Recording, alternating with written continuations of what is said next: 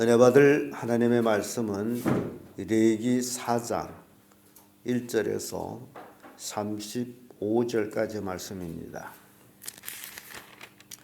레위기 4장 1절에서 끝절까지의 말씀 찾으셨으면 천천히 교독합니다. 제가 먼저 있습니다. 여호와께서 모세에게 일러 가라사대 이스라엘 자손에게 더하여 이르라. 누구든지 여호와의 명령 중 하나라도 범하였으니 만일 기름 부음을 받은 제사장이 범죄하여 백성으로 죄를 잊게 하였으면 그 범죄한 죄를 인하여 흠없는 숫송아지로 속죄 제물을 삼아 여호와께 드릴지니 그 송아지를 빼먹은 여호와 앞으로 끌어다가 그 송아지 머리에 안수하고 그것을 여호와의 앞에서 잡을 것이요. 기름 부음을 받은 제사장은 그 숫송아지 피를 가지고 회막에 들어가서 그 제사장의 손가락에 그 피를 찍어 여호와 앞 곧 성소장 앞 7번을 뿌릴 것이며 제사장은 또 그 피를 여호와 앞 곧 회막 안 향단불에 바르고 그 숫송아지 피 전부를 회막문 앞 번제단 밑에 쏟을 것이며 또 그 속에서 제물의 수송아지 모든 기름을 할지니 그 내장에 덮인 기름과 내장에 붙은 모든 기름과 두 콩팥과 그 위에 기름 곧 허리 근방에 있는 것과 간에 덮인 커플의 콩팥과 함께 취하되 화목제의 희생에서 예소시 같이 할 것이요. 제사장은 그것을 번제단 위에 불사를 것이며 그 숫송아지 가죽과 그 모든 고기와 그 머리와 다리와 내장과 그 송아지 전체를 내버리는 것인 정결한 곳으로 가져다가 불로 나무 위에 사르되 곧 재버리는 곳에서 자를지니 만일 이스라엘 온 회중이 여호와의 금령 중 하나라도 그릇 범하여 허물이 있으나 스스로 깨닫지 못하다가 그 범한 죄를 깨닫는 그들은 수송아지를 속죄제로 드릴지니 그것을 회막 앞으로 끌어다가 회중의 장로들이 여호와 앞에서 그 숫송아지 머리에 안수하고 그것을 여호와 앞에 잡을 것이요 기름 부음을 받은 제사장은 그 수송아지 피를 가지고 회막에 들어가서 그 제사장이 손가락으로 그 피를 찍어 여호와 앞장 앞에 7번 뿌릴 것이며 또그 피로다가 여호와 앞에 단불에 바르고 그 피 전부는 회막문 앞 번제단 밑에 쏟을 것이며 그 기름은 다 취하여 단 위에 불사르되 그 송아지를 속죄제의 수송아지에게는 끝같이 할지며 제사장이 그것으로 회중을 위하여 속죄한즉 그들이 사함을 얻으리라. 그는 그 숫송아지를 진 밖으로 가져다가 첫 번 숫송아지를 사람같이 살을지니 이는 회중의 속죄제니라. 만일 종장이 그 하나님 여호와의 명령 중 하나라도 우리 중에 범하여 허물이 있었다가 그 범한 죄의 깨우침을 받거든 그는 흠없는 숫염소를 예물로 가져다가 그 수염소의 머리에 안수하고 번제 식사를 곳에서 잡을지니 이는 속죄제라. 제사장은 그 속죄 희생의 피를 손가락에 찍어 번제단 뿔에 바르고 그 피는 번제단 밑에 쏟고 그 모든 기름은 화목제의 희생기름 같이 단위에 불사될지니 이같이 제사장이 그 범한 죄에 대하여 그를 위하여 속죄한즉 그가 사함을 얻으리라. 만일 평민이 하나가 여호와의 금령 중 하나라도 부지 중에 범하여 허물이 있었다가 그 범한 죄에 깨우침을 받거든 그는 부모는 안염소를 가져와서 그 범한 죄를 그것을 예물로 삼아 그 속죄제 희생의 머리에 안수하고 그 희생을 번제소에서 잡을 것이요 제사장은 손가락으로 그 피를 찍어 번제단 뿔에 바르고 그 피 전부를 단 밑에 쏟고 그 모든 기름을 화목제 희생의 기름을 취한 것 같이 취하여 단 위에 불살라 여호와께 향기롭게 할지니 제사장이 그를 위하여 속죄한즉 그가 사함을 얻으리라. 그가 만일 속죄제물로 가져오거든 흠없는 한 컷을 끌어다가 그 속죄제 희생이 머리에 안수하고 번제 희생을 잡는 곳에서 잡아 속죄제를 삼을 것이요 제사장은 속죄제 희생을 바라보면서 안전한 물을 바르고 그 뒷전을 단 밑에 섞어 그 모든 기름을 화목제 어린 양의 기름을 취한 것 같이 취하여 단 위에 여호와의 화제물 위에 불 살지니 이같이 제사장이 그 범한 죄에 대하여 그를 위하여 속죄한즉 그가 사함을 얻으리라. 아멘.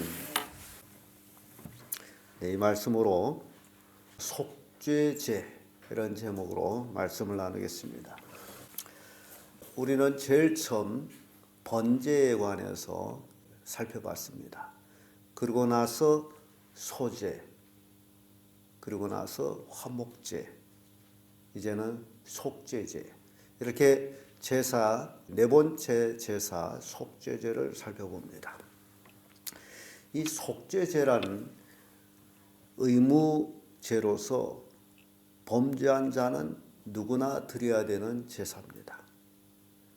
온 이스라엘 백성이 속죄제는 의무적으로 드려지는 것인데 범죄했다 하면 드려져야 될 제사가 바로 이 속죄제입니다. 그래서 속죄제는 범죄한 대상에 따라서 또 그 제사 방법, 제물이 또한 다릅니다. 누가 죄를 졌느냐에 달려서 제물과 방식이 좀 다른 것을 보여줍니다. 그래서 속죄제의 의미를 살펴보면요, 예수 그리스도가 우리 죄를 짊어지시고 고난당한 후에 예루살렘 성 밖에서 처형당하셨다라는 것을 생각하게 합니다. 속죄제가 그런 의미를 가지고 있습니다. 마태복음 20장 28절에 예수님께서 이런 말씀합니다. 인자가 온 것은 섬김을 받으려 함이 아니라 도리어 섬기려 하고 자기 목숨을 많은 사람이 대속물로 주려 함이라 라는 말씀이에요. 여기 대속물이라는 걸 봐서 대속해 주는 것, 속죄제를 의미합니다. 그래서 예수 그리스도가 고난을 받고 성 안에서 채찍에 맞고 그리고 십자가를 지고 성 밖으로 나와 골고다에서 십자가에 못 박혀 죽어가는 그 예수님의 그 모습이 바로 우리를 대속하기 위해서, 속죄하기 위해서였다라는 것이 이 속죄제에서 그 의미를 찾게 됩니다. 그러면 왜 속죄제를 드려야 되느냐라는 것입니다. 그것은 바로 하나님이 금한 명령을 범했을 때에 드려지는 것이다. 하나님의 금한 명령이 도대체 뭐냐 알게 되면 바로 모세가 시내산에서 십계명을 돌에다 새겨서 준 하나님의 준 그 계명을 가지고 내려오다가 이스라엘 백성이 산 밑에서 우상을 숭배하며 금송아지를 만들어 놓고 그걸 숭배하며 그것이 우리를 애굽에서 인도해낸 하나님 여호와라 라고 하며 섬기던 그 백성에게 던져버려서 그 돌비가 처음에 거는 깨지고 다시 하나님이 주신 그 돌비죠. 그것을 우리가 십계명, 율법이다라고 얘기해요. 하나님의 금한 명령은 바로 이 십계명. 이스라엘 백성이 부지중 하나님의 금령을 범하였다가 내가 하나님의 법을 범했네 깨닫게 되면 이 속죄제를 드리게 되는 것입니다. 그래서 누구나 범죄하게 되면 속죄제를 드려야만이 죄사함을 받는다. 그렇지 않게 되면 속죄제를 드리지 아니하면 그로 인하여 죽게 됩니다. 계명을 범한 자는 누구를 막론하고 다 죽는다. 하나님의 말씀을 범하면 누구를 막론하고 다 죽는다. 그러므로 속죄제를 드려야 되는 것입니다. 누구나 다 드려집니다. 이 속죄제를 드리는 대상들을 살펴보면 그 첫째가 제사장이에요. 3절의 말씀 보면 만일 기름 부음을 받은 제사장이 범죄하여 백성으로 죄를 있게 하였으면 그 범죄한 죄를 인하여 흠없는 송아지로 속죄 제물을 삼아 여호와께 드릴지니. 여기 기름 부음 받은 제사장을 얘기합니다. 제사장이 범죄해도 속죄제를 드리라라는 말씀이에요. 그래서 제사장이 범죄했을 때의 그 속죄제는 송아지다. 송아지를 드려야 된다라는 겁니다. 그래서 송아지를 끌고 오게 되면 끌고 와서 하나님 앞에서 송아지한테 안수를 해요. 그래서 여기서 무슨 안수를 할까? 그 지은 죄를 전갈하는 안수예요. 그 제물에게 죄를 전갈합니다.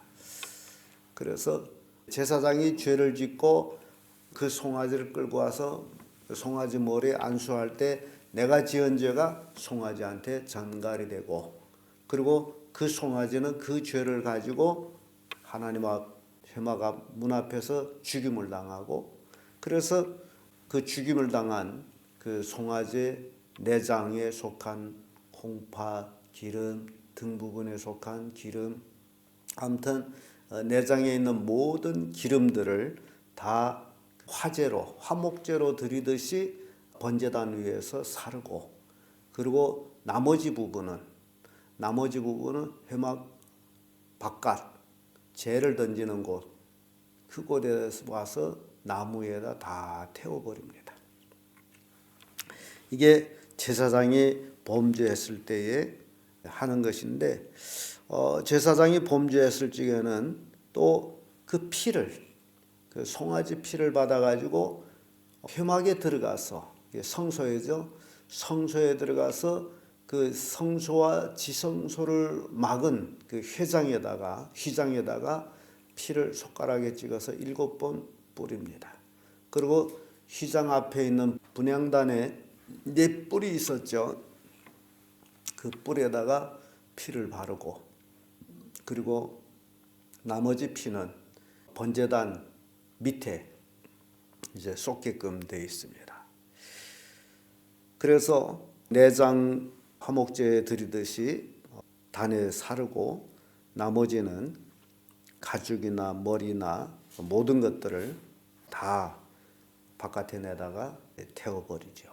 이게 제사장이 범죄했을 때에 드려지는 속죄제입니다. 그 다음에 또 회중, 이스라엘 백성 전체가 혹 죄를 지었다. 하나님의 금령 중 하나를 범했다. 그러게 되면 이 회중이 이제 제물을 가져오죠. 역시 송아지를 가져옵니다. 송아지를 가져오게 되면 이번에는 회중의 장로들이 나와서 그 송아지 머리에 안수합니다. 아마 우리 회중이 이러이러한 죄를 지었습니다라고 이제 송아지 머리에 죄를 전갈하죠.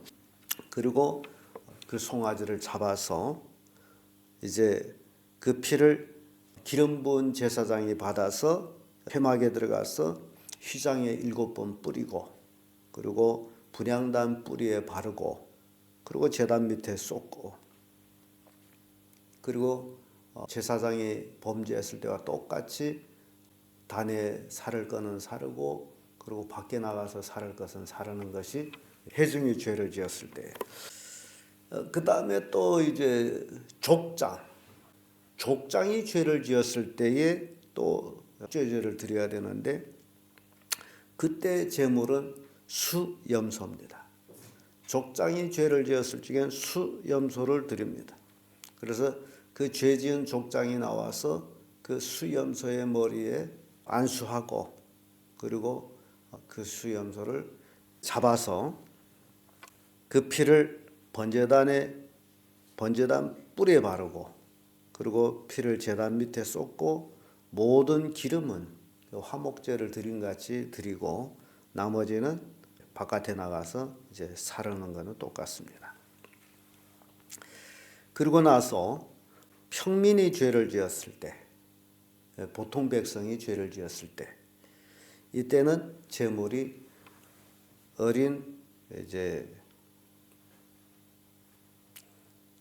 양으로 제물을 삼습니다. 그리고 그 죄 지은 자가 어린 양 머리에 안수하고 제사장은 그 염소를 잡아서 피를 가지고 단 뿌리에 바르고 그 나머지 피는 단 밑에 쏟고 모든 기름 화목제 같이 단에서 이제 사르고 나머지는 역시 또 바깥에 나가서 태우는 그런 과정이 속죄제입니다. 그래서 속죄제 여러분들이 늘 그 성막을 그림을 그리면서 생각을 해야 돼요. 그 속죄제, 번제, 소제, 화목제, 속죄제 이렇게 지금 우리가 지금까지 속죄제까지 왔습니다. 그래서 성막을 머리에 그리면서 이 제사도 다 이렇게 여러분들이 기억하고 있을 때에 그것이 하나님 안에서 나에게 이루어지는 그 은혜라는 것을 깨닫게 되는 것이죠. 그래서 우리는 이 번제를 통하여서 제일 처음 번제를 통하여서는 하나님의 뜻을 성취하신 그리스도를 배운다면 이 속죄제를 통하여서는 죄를 증오하는 것을 배우게 된다라는 것입니다. 왜냐하면 이 속죄제는 죄를 지은 사람이 짐승을 끌고 와서 그 머리에 안수했다라는 거죠. 그리고 그거 안수하고 나서 그걸 잡을 때에 그리고 그 각을 뜯고 내장에 기름 발라서 번제단 위에서 살을 때에 그리고 그 나머지를 회막 바깥 나가서 그걸 살을 때 그 모든 과정이 지금 누구 때문에 이 짐승이 죽는 거예요? 나 때문에. 그래서 죄라는 것이 바로 이것이다 라는 거예요. 죄라는 것은 반드시 죽어야 된다. 죄라는 것은 반드시 그 가치를 지불해야 된다 라는 것을 깨닫게 하는 거예요. 그래서 죄를 증오하게 돼. 이제 죄를 지으면 안 되지. 근데 오늘날 이 신약 시대에 와가지고는 사람들이 죄를 짓고 죄에 대한 배상을 하지 아니하므로 사람들은 죄를 대수롭지 않게 생각하고 번복해서 계속 회개했다면서 그 죄를 짓고 살아가고 있어요. 이게 오늘날 현 시대 그리스도인들에게 가장 심각한 문제 중에 하나입니다. 죄를 증오하지를 않아요. 죄를 두려워하지를 않아요. 그러나 구약 시대는 죄를 지었다면 속죄제를 드리기 때문에 그 속죄제를 통해서 내 죄가 저렇게 컸구나. 내 죄가 저렇게 생명이 죽는구나. 로마서의 죄의 삭은 사망이다 그러죠. 그래서 여러분들이 신앙생활하면서 참 이 죄라는 것이 얼마나 무서운 것이냐라는 것을 이제 생각하게 됩니다. 예수님 당시에 삭개오라는 사람이 있었어요. 키가 작았어요. 근데 예수님 만나고 싶었어요. 그래서 예수님이 오는 그 길, 예수님 꼭 저기로 갈 것이다 해서 키가 작음으로 나무에 올라가서 예수님이 지나가는 것을 거기서 봅니다. 근데 예수님이 그 나무 밑에 와가지고 올라다 보면서 삭개오야 내려오너라. 오늘 내 집에 유하리라. 키가 작아서 보지를 못하는데 예수께서 자기 이름을 부르면서 내려오라. 내가 내 집에 유할 것이다. 얼마나 기쁜지 몰라요. 그래서 예수님 맞이해서 자기 집에 모시고 가고 그리고 그가 하는 얘기가 예수님한테 그 얘기예요. 내가 누구에게 죄를 졌다면 7배를 갚겠나이다. 삭개오가 하는 얘기. 그게 정석이라는 겁니다. 이 배상이라는 게 있다는 거예요. 죄를 지었으면 배상이 있다. 그러니까 이 속죄제를 통해 가지고 죄를 지은 사람은 반드시 뭐를 드려요? 제물을 드려야 돼. 그러니까 이 네 종류의 제사가 나오는데 제사장이 죄를 지었을 때, 회중이 죄를 지었을 때, 족장이 죄를 지었을 때, 또는 평민이 죄를 지었을 때 모든 제물은 다 드려졌다는 사실. 그리고 죄 지은 사람은 반드시 그 제물에 안수했다라는 사실. 아마 떨면서 했을 수도 있어요.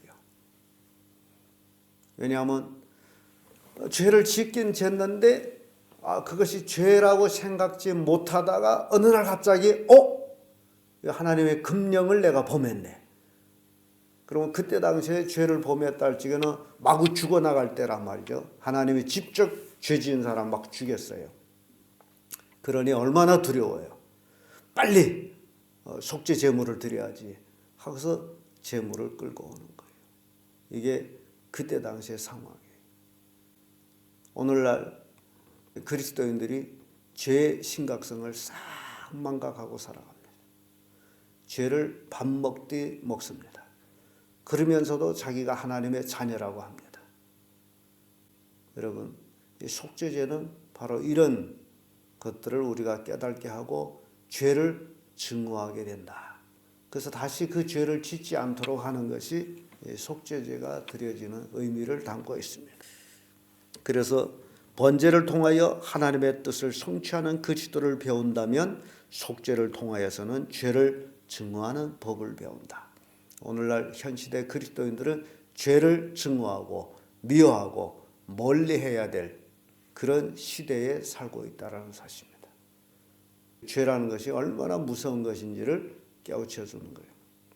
그런데요, 기독교를 신봉하지 않는 다른 불교 같은 걸 신봉하는 사람들은 우리 기독교보다도 더 재미있는 얘기를 하고 있어요.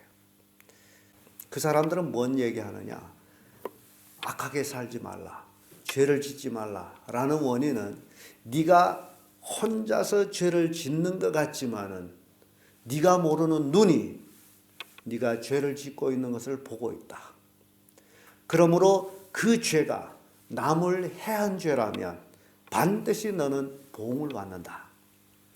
이게 불교 신자들이 하는 얘기예요. 우리 기독교하고 비슷한 모습이죠. 그 죄는 혼자 짓는 것 같지만은 보는 눈이 있다라는 거예요.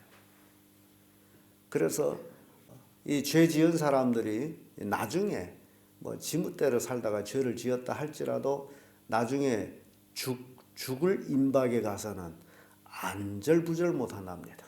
그 죄로 인해서 평안이 없어져요. 사람이 기쁨이 없는 것은 바로 그 죄로 인한 것이다라는 거죠. 그래서 그들은 회개할 길이 없기 때문에 우리 그리스도인들은 죄를 깨닫고 하나님 앞에 회개할 수 있지만은 그들에게는 회개할 길이 없어서 그걸 누구한테 말하지 아니하고는 견딜 수 없어서 죽기 전에라도 누구한테 말한다는 거죠. 자기 지은 죄를. 뭔가 위안을 얻으려고. 그래서 불신자들 중에서도 이런 일들이 일어나는데 하나님을 믿는다는 그리스도인들이 죄에 무감각하게 살아서는 안 된다. 죄에 민감해야죠. 그래서 죄를 미워하고 죄를 멀리하고 죄를 버리는 것이 바로 이 속죄죄를 통해서 우리가 배우게 되는 거예요. 죄를 성막 바깥에 재버리는 것 갖다 태워버리잖아요. 버리는 거예요. 이게 죄를 버리는 거예요. 성막 밖에 버리는 거예요. 밖에 안에서는 죄를 두고 있을 수가 없기 때문에 버리는 거예요. 번제단의 그 밑에다가 피를 쏟죠. 제단은 예배 중심이라 제가 말씀드렸죠. 피가 번제단 밑에 쏟는 피가 예배의 기초가 된다면 진 밖에 불 태워지는 고기는 죄의 징계를 상징한다. 죄는 반드시 징계가 있다라는 것입니다. 그걸 상징해요. 히브리서 9장 22절을 보면 율법을 쫓아 거의 모든 물건이 피로써 정결케 되나니 피 흘림이 없은즉 사함이 없느니라. 속죄죄 피 흘림이 없이는 사함이 없다라는 것을 우리에게 깨우쳐 줍니다. 로마서에서 한 말씀같이 죄의 삭은 사망이다. 피 흘림이 없으면 사망이다. 망한다라는 얘기예요. 그래서 우리가 신앙생활하면서 이 속죄죄를 통해 가지고 예수 그리스도가 정말 나를 대속하기 위해서 십자가에 못 박혀 죽으셨구나. 그 나의 대속자 예수 그리스도 그분만 생각하면서 우리는 평생 감사를 해도 다 감사를 못하는 겁니다. 내가 죽어서 제물이 되어야 될 대신 예수님이 내 대신 죽어주셨다. 죄 지은 제사장, 회중, 족장, 평민 그들이 죽어야 될 그 죽음을 바로 제물된 송아지, 수염소 또는 어린 양 이런 제물들이 드려졌다. 여러분 우리가 신앙생활하면서 이 죄의 대가 지불에 대해서 속죄제를 통해서 깨닫게 되는데 무한한 예수 그리스도에 대한 감사가 넘쳐나는 그런 삶을 사셔야 한다라는 교훈을 줍니다. 기도하겠습니다.